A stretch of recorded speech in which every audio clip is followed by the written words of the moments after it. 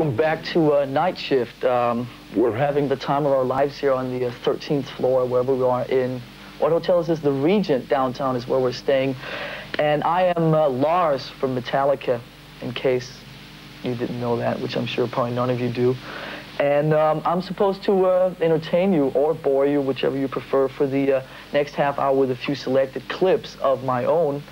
And since the library is not quite as extensive as I would have liked it to have been, we're going to sort of do a few sort of normal videos for you today. And we're going to start things off with a band that I hope that you've heard about. They're called AC/DC, and they're from just around the corner down there.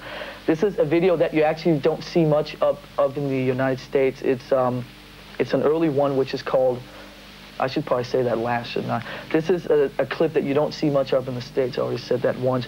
And it's one of the, I think, my favorite early AC/DC video because it's very silly, and it's also not too many people know that Bon Scott actually broke his arm when he leaps off the altar or whatever towards the end of the clip, and they had to like postpone or cancel shows for 3 months, something like that. This is your own homegrown AC/DC and Let There Be Rock. Hi, I'm Lars from Metallica, and you're watching Night Shift right here on Network 10. Lars, heavy metal's always been there, but every now and then it's sort of, like in cycles, it gets really big for a while. Why is that? That sounds like a quote. Why is that? I think that has something to do with the media. You yourselves and your friends, is that I think especially in America, the media really has a tendency to sort of blow things up and then sort of shoot them back down after they've sort of milked them for a while.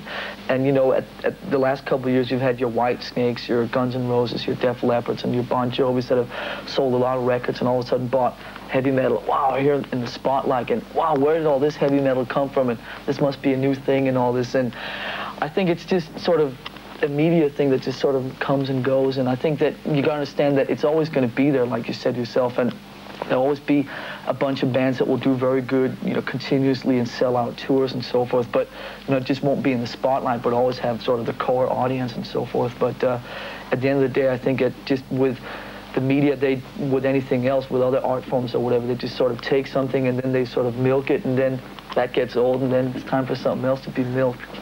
So how does Metallica plan its release of music and touring to sort of fit into those sort of cycles? Well, the good thing about Metallica is that we never have to worry about any of these things because we don't think that we like to stay clear of any of these fashions, quote unquote. So the best thing for us to do is simply not worry about it and just sort of more look within and just do things on our own terms and our own schedules instead of worry about trying to cash in on whatever's going on at this particular point in time. So I think that our situation, because we don't depend and rely so much on music videos and radio as some of these other bands, that our situation is more one like the sort of the classic European way, where you just sort of, you know, you steadily just release albums and tour a lot, and it sort of grows steadily by itself, where you just sort of convince more and more people by just sort of simply always being there that you get them to turn for you. So since we don't rely on radio and so forth, I think that we pretty much don't have too much to do with any of these fashions.